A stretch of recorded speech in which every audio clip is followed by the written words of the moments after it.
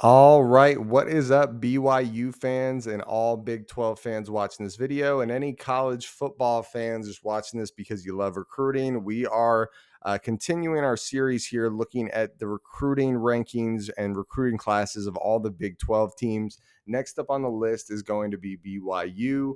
BYU currently has 20 commits and is the 13th class in the Big 12.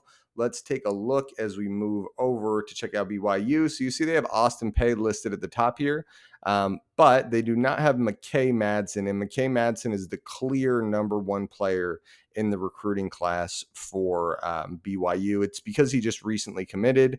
McKay Matson had offers to basically go wherever the heck he wanted, right? Like, sure, you could look at the offer list and is what it is, but he was a 91 rated 4-star, and he had plenty of good offers: BYU, Oregon, Air Force, Arizona, lots of talented places. There are lots of exciting, high-end places this guy could have went to play football. He was a composite 4-star and a 91 24/7 sports 4-star. This is what Greg Biggins has to say about him. Madsen is one of the freakier athletes in the 25 class. He's a two-sport standout and one of the top throwers in the country. He won state titles in the shot put and discus and could double sport at the college level. On the gridiron, he's a two-way standout and is getting recruited as both a fullback and a linebacker. As a junior, he rushed for over 1,000 yards and 18 touchdowns to go with 75 tackles and 4 interceptions. Those are pretty crazy numbers. We saw him at the SoCal Under Armour Next camp in March, and he stood out among the linebackers and tested really well with one of the top 40 times in vertical jumps of the day. He's a tough, physical kind of throwback player who may not be flashy, but is effective on both sides of the ball, and we could conceivably see him line up on both sides at the college level as well. Has easy power forward potential at both fullback and linebacker and will be fun to watch on special teams, a wedge breaker as well. You can see a bunch of accomplishments in track and field and in football. I did a video breaking him down a little bit. Very exciting player, very strong, tough to bring down player. Definitely reminds you of that fullback style of play. So that's the number one prospect for BYU in their recruiting class. That's McKay Matson. Okay, guys, next up we are looking at Austin Peay. As always, we're going to cover the top 3 recruits for the team in the recruiting class. You can see here he's an 89 rated 3-star, so that's a very high-end 3-star, borderline 4-star. This kid is big, 6'7", 295.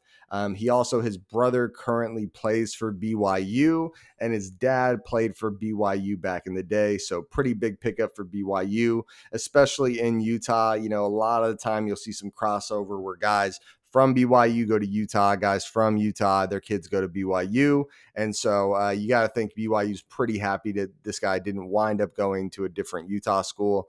He was offered by BYU, Oklahoma, NC State, Oregon, Arkansas, Auburn, Baylor, Duke, Cal, Florida, Iowa State, Utah, right? Oklahoma State, Missouri. I mean, just a bunch of great offers for this kid. He had his pick of the litter where he wanted to go. And some places do have him listed as a 4-star. According to 24/7 Sports, he's a 3-star. Here's the Greg Biggins breakdown for him. Peay is one of the top offensive linemen, not just out west, but nationally as well. He'll be a 4-year starter at Lone Peak and has all the physical tools you want to see at a next-level lineman.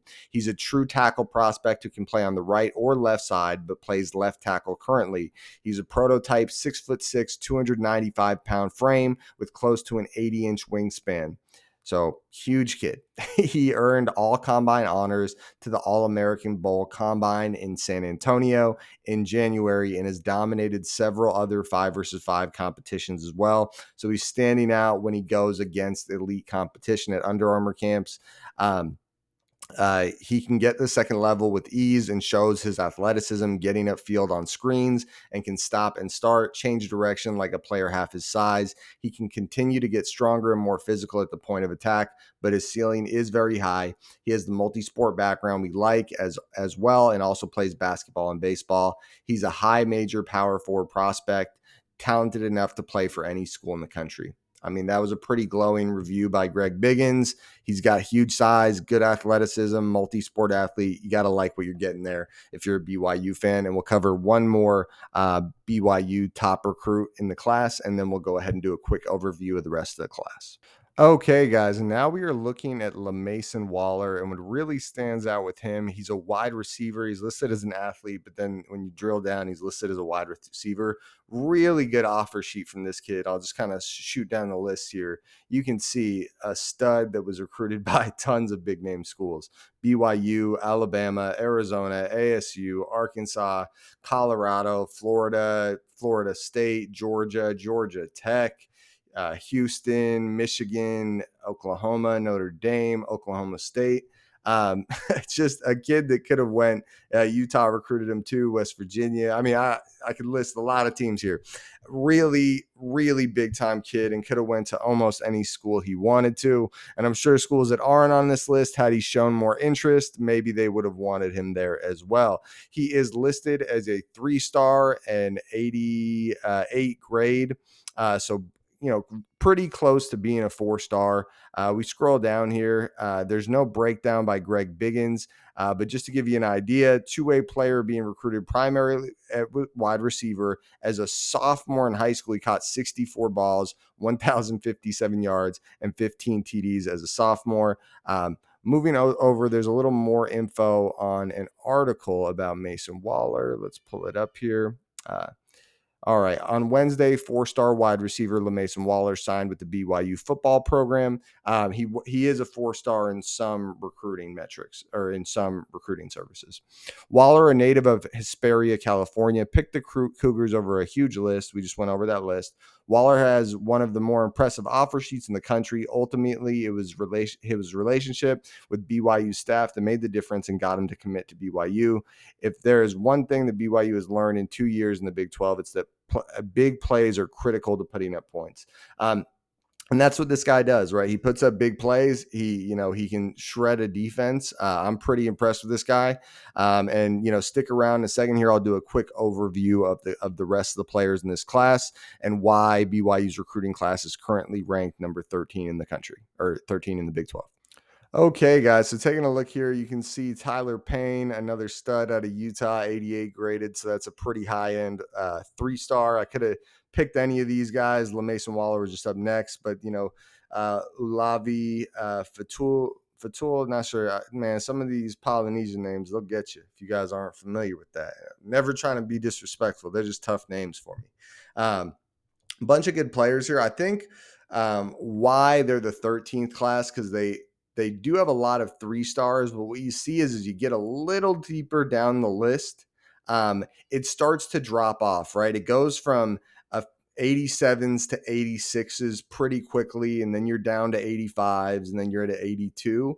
And like I mentioned in the Utah recruiting video, is not all 3-stars are created equal. Now, 3-stars, this is just where they're rated coming out of high school, but it does mean something, right? And I've been banging this table a little bit where there needs to be a little bit of a gap. Like, it almost feels like they need to make the transition from 3-star to 2-star earlier. Like, maybe that's an 85 to, like, once you get under an 85, you're considered a 2-star, because it feels like a 2-star is just like, you never see P4 teams ever pick up 2-stars, but it's also like the difference between an 82 ranked 3-star and an 89 ranked 3-star is gigantic. An 89 ranked 3-star is, almost a 4-star, and an 82 ranked 3-star is almost a 2-star. So you'd like to see a little bit of coverage there. And like I mentioned with BYU here, it's just that some of their 3-stars are a little lower rated, like Jacob Nye here, Will Walker. Now, that's not an insult. Like, still great for these guys that they're 3-star prospects. They probably could have went to lots of different schools. But that's why you're seeing BYU so low on the list, even though they do have a lot of 3-stars. It's because their 3-stars aren't quite ranked at the level of some of the other Big 12 classes, the level of quality in the 3-stars they're getting. I'm going to get out of here, though, guys.